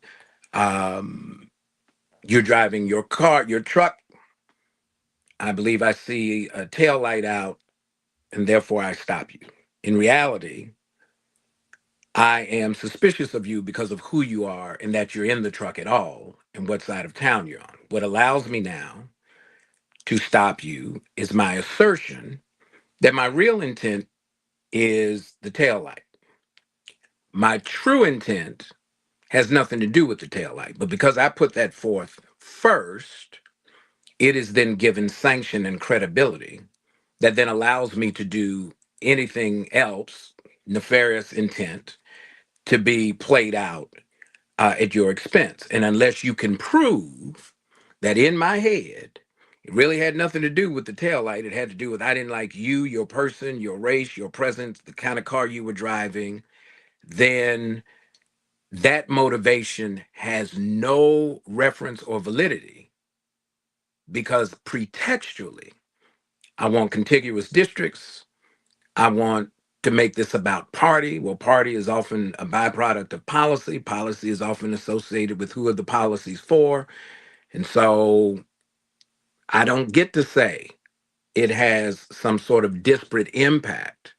And then what curiously the court says is that it's tied to Section 1 of the 15th Amendment. I've been thinking about this since the ruling came down because you have written about this, about how do we guarantee the right to vote and enshrine it in a way that avoids this kind of constitutional crisis where we find ourselves today. And it is simply that this ruling, I'm going to read it to you. The legislature might want to minimize changes in the prior map, the prior voting map, avoid districts with discontiguous territory, avoid splitting counties or municipalities. It might impose a certain standard of compactness aimed to protect some or all incumbents or promote the prospects of a particular political party. When this algorithm is used, the map it produces may place a particular voter or group of voters in a district in which a majority generally agrees, generally disagrees, or sometimes agrees with their voting preferences. But in any event, the quote, opportunity of these members of the electorate to contribute their votes to a winning cause is whatever opportunity results from the application of the state's combination of permissible criteria. That is what our randomly selected individual voter and group of voters can expect regarding their opportunity to elect a preferred candidate. And under Section 2, a minority voter is entitled to nothing less and nothing more. You know, let me tell you what I find horrific about that rationale. While it puts the onus on individual voters in a congressional district to participate in majorities or minorities or whatever the language was that they used in the context of voting for a member of Congress, whether you agree that you live, let's say, for example, in Cook County, but you also have a district that goes all the way down to Champaign-Urbana, which is something I have some recent experience with, where it's rural, but then it's farm. It means, at least for me, that as the farm, agricultural, rural-based part of the district begins to expand and the demographics of the urban African-American district expand or decrease, you will see a rural, conservative, red MAGA candidate, well-financed with a lot of money, who doesn't have to speak to the urban interests at all in order to receive the Republican nomination of their candidacy, come up into the northern area, do a little campaigning here and there. But all of the black voters that come together in the general election will not be enough to overcome the racial polarization in that congressional district. And it misses, Todd, this key point. It's not about equality in voting just amongst the people in the district. It's about the desegregation of Congress itself. You see, under the court's rationalization, you could end up with an all-white male Congress because it puts the onus on voters at the local level to be in a majority and then to stay in that majority, not only in the primary, but in the general election. But it fails to recognize that Congress is the institution that's practicing racial discrimination. So how do you take someone out of Houston, Texas, out of Dallas, some group of people, and give them an opportunity out of 435 members of Congress to serve, to desegregate that building? Because most of the nation's history, there were mostly white men in that building. From 1787 to the present, that's true. The idea of minorities in Congress, the idea of women in Congress, is a relatively new phenomenon against the backdrop of the nation's history. But this court doesn't acknowledge that Congress can be racist.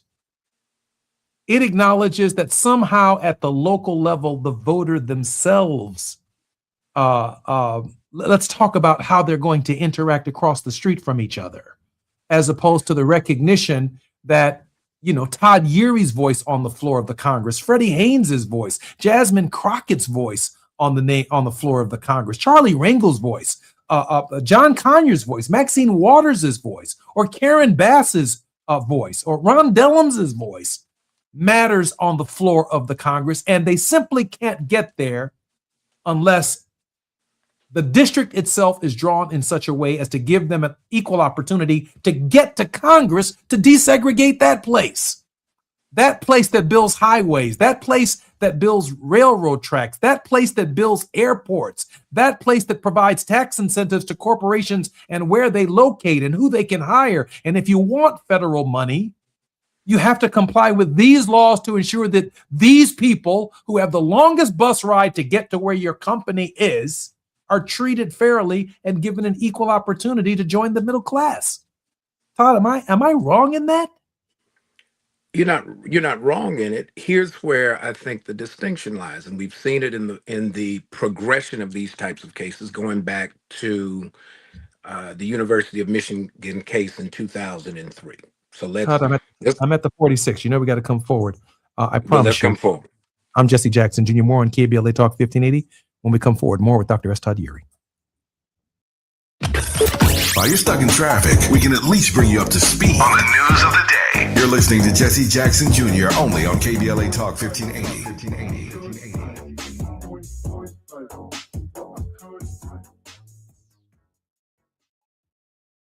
My name is Cynthia Mitchell. I've been an emergency room nurse in Los Angeles County for 25 years. I've been there through every fire season, every outbreak, every earthquake.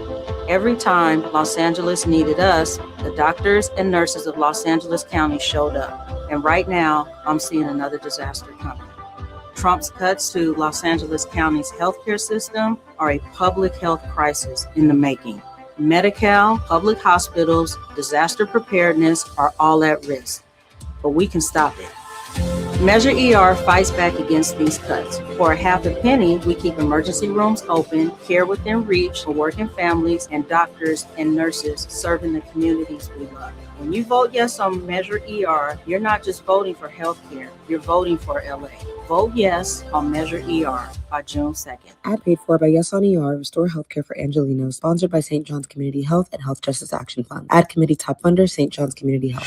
My name is Tyrone Owens, and this is my home for 23 years that burned in the fire. Me and my wife, Charlene, we had this whole yard decorated every year. This was the house that sparkled throughout the entire neighborhood on all the holidays. It's a community that will never be the same due to the negligence of a utility company. So I am pretty upset about that. We were nowhere near being able to rebuild with our insurance. It's going to cost $1 million to put your house back up. I want to get back to that point where we were before the fire. I'm starting to get emotional, but I'll work through it. LA Fire Justice has been wonderful for us. They're just caring people. We have all faith in them. Big ups to LA Fire Justice, who's given us hope to rebuild 100%. Advertisement. Douglas Foster, 221 East Walnut Street, Suite 100, Pasadena, California, 91101 is the attorney responsible for this ad. LA Fire Justice is proud to sponsor Conversation Live, Altadena Rising with James Farr on KBLA Talk 1580.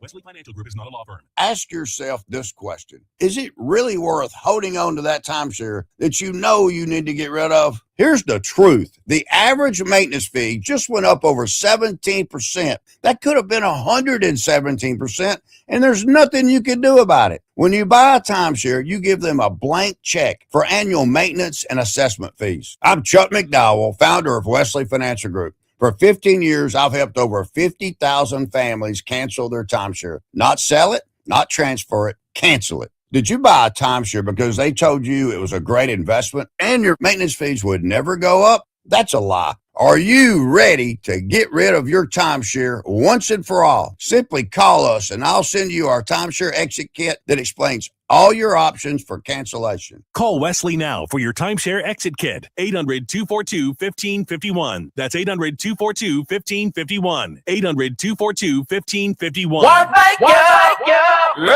Yeah. The California Crusader newspaper would like to thank all of our subscribers for their support throughout the years, proudly serving the South Los Angeles and South Bay areas for more than 40 years. The California Crusader is a multicultural, Black-owned, adjudicated newspaper that focuses on providing newsworthy information to the people in our community.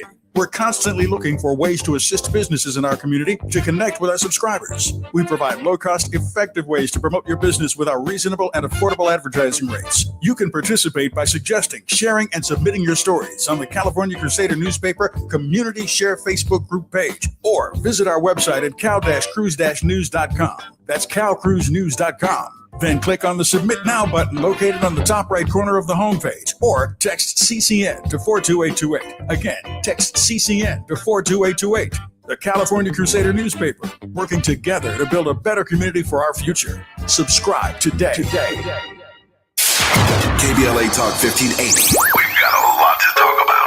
KBLA Talk 1580 is connecting you with services and solutions. Domestic violence and family violence is when someone in an intimate or family relationship tries to gain or maintain power and control over another through a wide range of abusive behaviors. Every single act may amount to abuse. Abuse can take on various forms: psychological and emotional, physical and economic, and sexual abuse. The Genesee Center Incorporated is a nationally recognized nonprofit domestic violence prevention and intervention organization, housing women and children from 30 days up to 2 years through emergency and transitional shelters. The Genesee Center also provides support services like mental health counseling, life skills classes, computer training, job referrals, after-school programs for children, field trips, tutoring, and comprehensive direct legal services. If you need help or you'd like to donate or volunteer, call the Genesee Hotline, 1-800-479-7328. That's 1-800-479-7328, or visit genesee.org.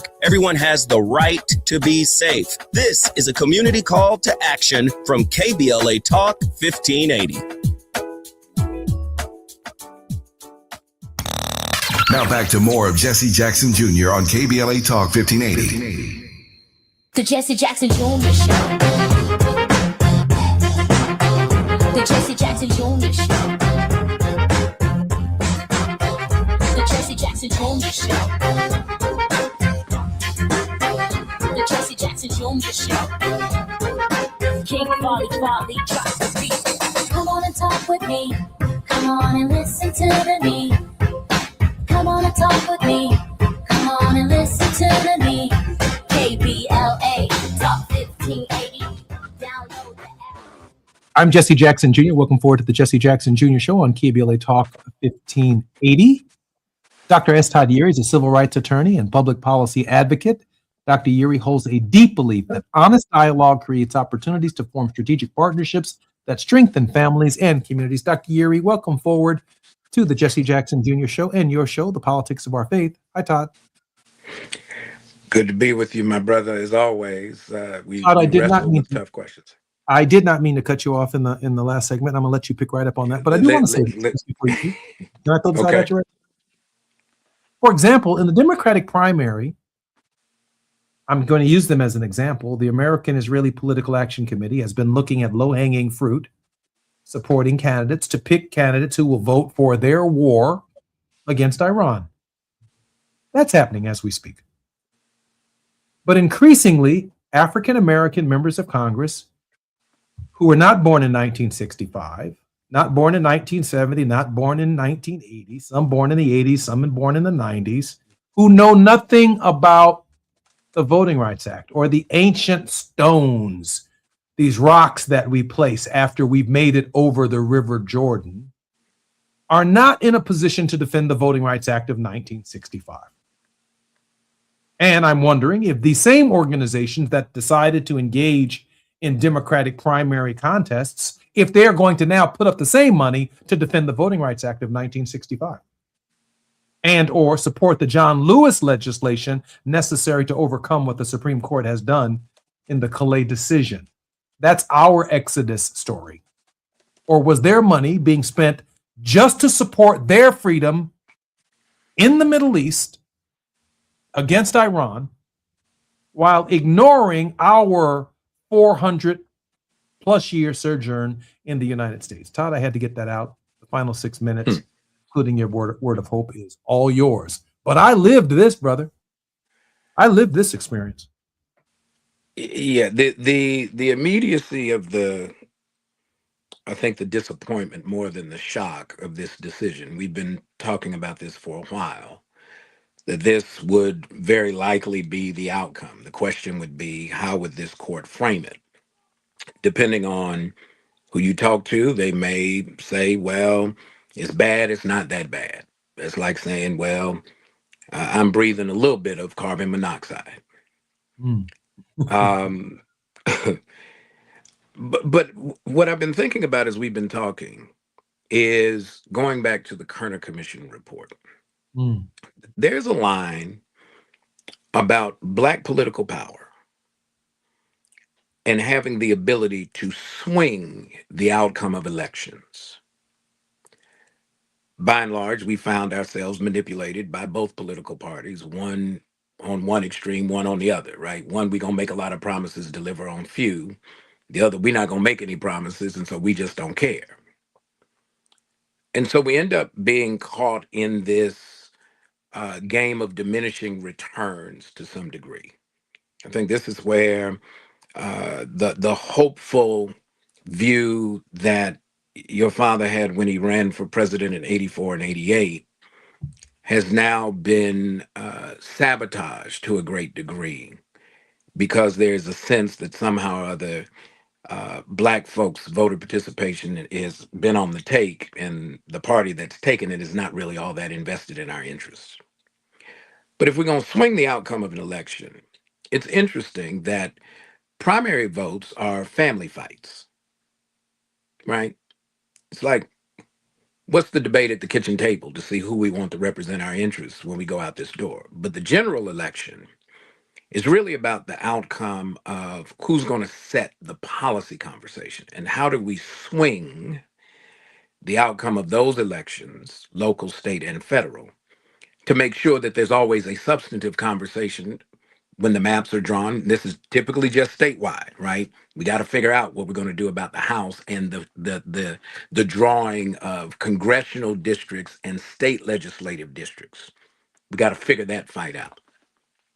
We got to go back and revisit how we play the game of politics, and not game in an entertainment sort of way, but we understand these rules. The rules just got changed. How are we going to, we don't like the ruling, we got to figure out how we're going to respond to it, but we cannot use disengagement and lack of participation as a justification or a justified excuse. Not an option.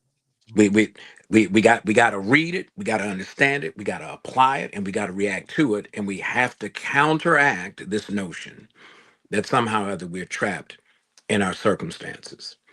Here's where I would leave it for a word of hope on today. It is that this is not a time for us to hang our heads low. It's time for us to lift our heads high and step back up to what this moment actually calls us to do, and it asks of us in this moment. Frustrated, yes. Disappointed, yes. Surprised, we should not be. The episodes of what's at the core ingredient of what helped to manifest this experiment called the United States of America is still there. The Bible tells us a little leaven leavens the whole loaf. And so we've got to address the yeast that is causing this thing to rise in a way that is counter to not only our interests, but the interests of the masses. And we've got to get back to remembering that we should never forget how we got here, lest we should relive it. And we're being forced to relive it decision by decision. It is time for the people to look up, to step up, to speak up, and to rise up and make sure that our voices are heard in the process that is set before us. It's time for us to vote up. Now, that part. We've got to participate in this process.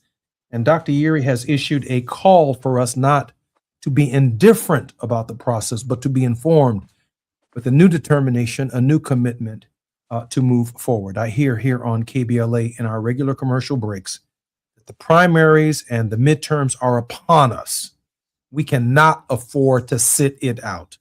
Everything about the structure of our DNA says at this hour, we must engage. Todd, I love you very much, and there's nothing you can do about it. Love you back, my brother. Keep doing good work. Jesse Jackson Jr., listening to the Jesse Jackson Jr. Show on KBLA Talk 1580, The Politics of Our Faith, with Reverend Dr. S. Todd Erie. More when we come forward right here on KBLA.